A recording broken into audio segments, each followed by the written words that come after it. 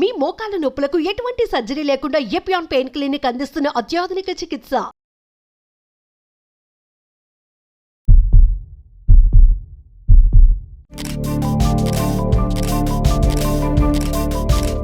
ఏకాగ్రతను పెంచేటువంటి ఆసనాల్లో అత్యంత ప్రధానమైనటువంటి ఆసనం వృక్షాసనం ఎలా చేయాలో తెలుసుకుందాం. నెమ్మదిగా మీ కుడి కాలుని ఈ విధంగా మోకాళ్ళ వద్ద మడిచి కుడి హీల్ని ఈ విధంగా పెరియనం దగ్గర ఆంచి నెమ్మదిగా రెండు చేతులు భుజాల ప్రక్క నుంచి పైకి తీసుకెళ్ళి ఈ విధంగా నమస్కార స్థితిలో చెవులకి ఇరువైపులా చేతులు ఉంచాలి.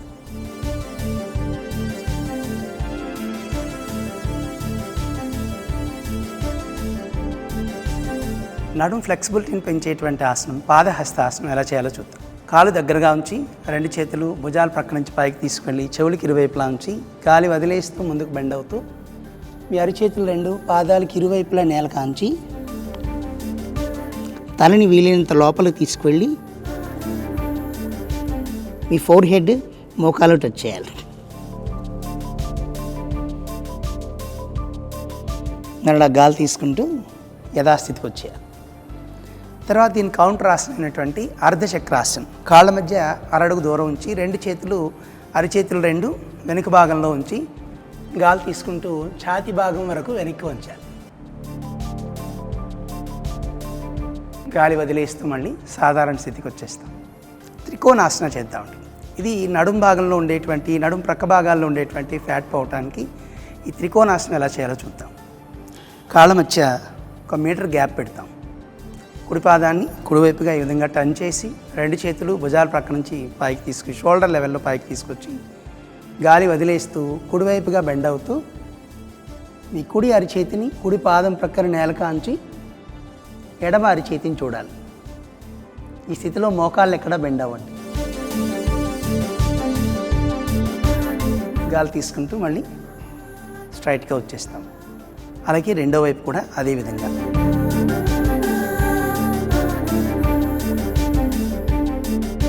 మరలా సాధారణ స్థితికి వచ్చేస్తాం. ఇది త్రికోణాసనం. ఇప్పుడు చేయబోయే ఆసనం సర్వాంగాసనం. పేరులోనే ఉంది సర్వ అంగాసనం. సర్వ అంగాలకి బలాన్ని చేకూర్చేటువంటి ఆసనం. తర్వాత ఎస్పెషలీ థైరాయిడ్ పోవటానికి ఈ ఆసనం బాగా సహకరిస్తుంది. Rich blood supply to the brain, చక్కగా బ్రెయిన్కి రక్త ప్రసరణ బాగా జరుగుతుంది. తర్వాత అన్ని రకాలైనటువంటి ఇండైజెషన్ కంప్లైంట్స్ పోవటానికి, తర్వాత అన్ని రకాల యానల్ డిజార్డర్స్ పోవటానికి ఈ ఆసనం బాగా ఉపకరిస్తుంది. ఇప్పుడు ఆసనం ఎలా చేయాలో చూద్దాం. ముందుగా శవాసనంలో ఈ విధంగా పడుకొని కాలు రెండు దగ్గరగా తీసుకొస్తూ రెండు చేతుల్ని బటక్స్ దగ్గరగా తీసుకురావాలి. అరిచేతులు నేల కాంచి రెండు కాలు ఈ విధంగా 90 డిగ్రీస్ యాంగిల్లో పైకి లేపుతూ చేతుల సహాయంతో నెమ్మదిగా ఈ నడుం భాగాన్ని పైకి లేపుతూ ఈ విధంగా గడ్డం ఛాతీ కలిసే విధంగా పైకి తీసుకురావాలి. మరలా నెమ్మదిగా ఉండగలిగినంతసేపు, సుఖంగా ఉండగలిగినంతసేపు ఉండి నెమ్మదిగా గాలి వదిలేస్తూ చేతుల సహాయంతో నెమ్మదిగా నడుం భాగాన్ని కిందకి దించాలి. అయితే ఈ ఆసనాన్ని బీపీ ఉండేవాళ్ళు, స్పాండిలైటిస్ ఉన్నవాళ్ళు, వెన్నెముకకు సంబంధించినటువంటి సివియర్ బ్యాక్ పెయిన్ ఉన్నవాళ్ళు, స్లిప్ డిస్క్ ఉన్నవాళ్ళు ఈ ఆసనాన్ని చేయకూడదండి. తర్వాత దీని కౌంటర్ ఆసనం అయినటువంటి మత్స్యాసనం చేస్తేనే దీని ఫలితాలు 100% ఉంటాయి. ఇప్పుడు ఆ మత్స్యాసనం ఎలా చేయాలో చూద్దాం. మత్స్యాసనం 2 రకాలుగా చేస్తారండి. ఒకటి పద్మాసనంలో, రెండవది పద్మాసనం లేకుండా కాలు చాపి చేస్తారు. మొదటి పద్మాసనంలో ఎలా చూద్దాం. ఈ విధంగా పద్మాసనం వేస్తాం. కుడి కాలు మడిచి ఎడం తొడపైన, ఎడం కాలు మడిచి కుడి తొడపైన ఈ విధంగా ఉంచాలి.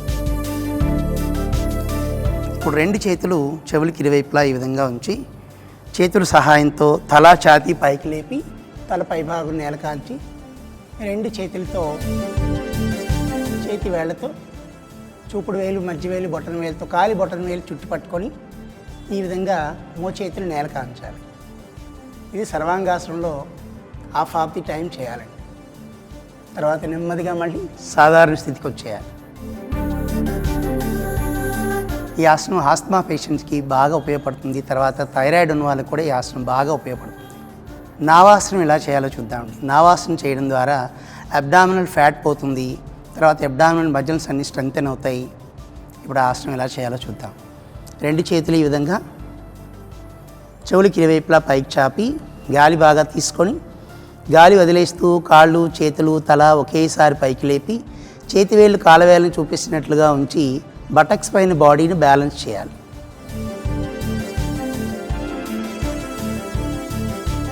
మరలా గాలి తీసుకుంటూ సాధారణ స్థితికి వచ్చేస్తాం.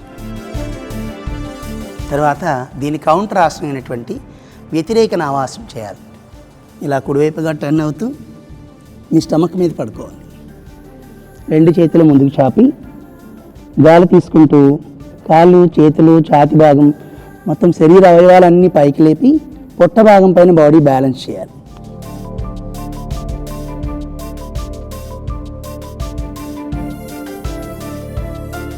నెమ్మదిగా గాలి వదిలేస్తూ సాధారణ స్థితికి వచ్చేస్తాం. తర్వాత భుజంగాసనం.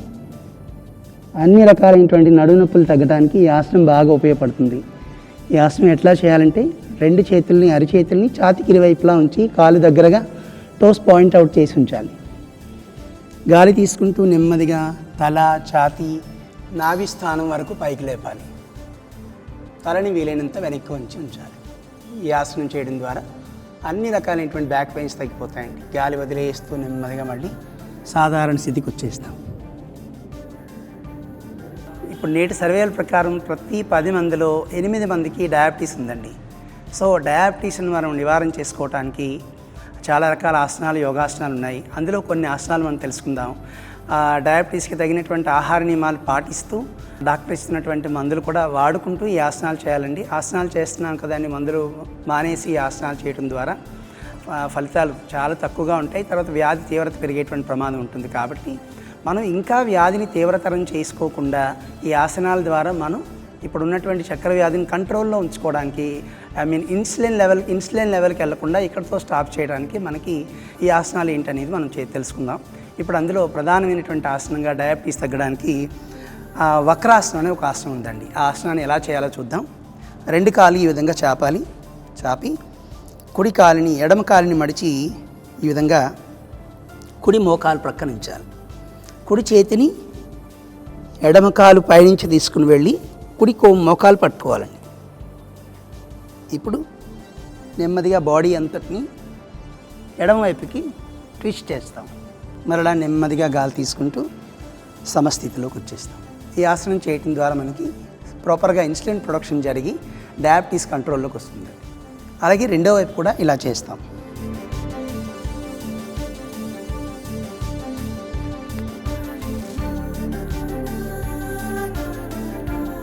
నెమ్మదిగా మళ్ళీ రిలాక్స్ చేయాలండి.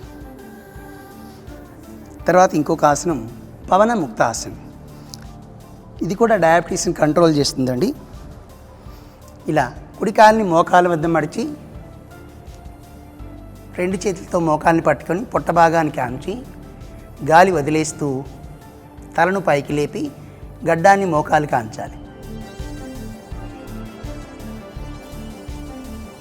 మళ్ళీ గాలి తీసుకుంటూ యథాస్థితికి వచ్చేస్తాం. అలాగే రెండో కాలుతో కూడా చేయాలి.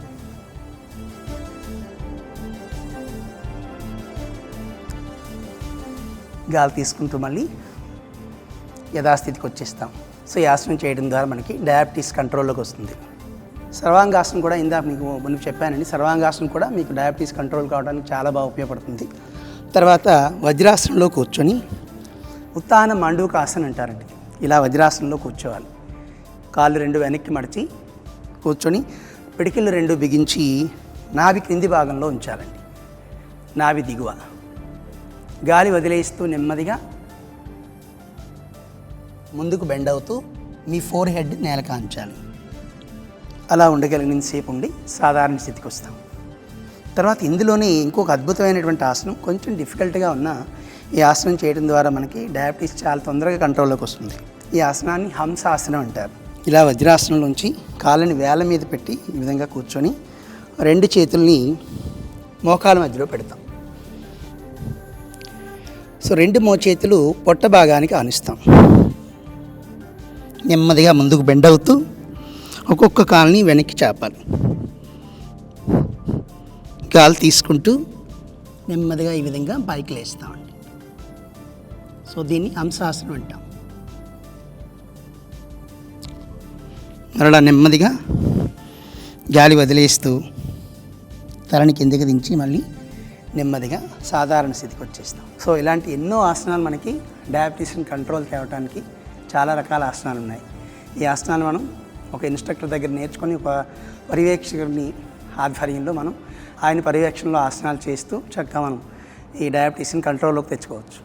హరి ఓం తత్సత్.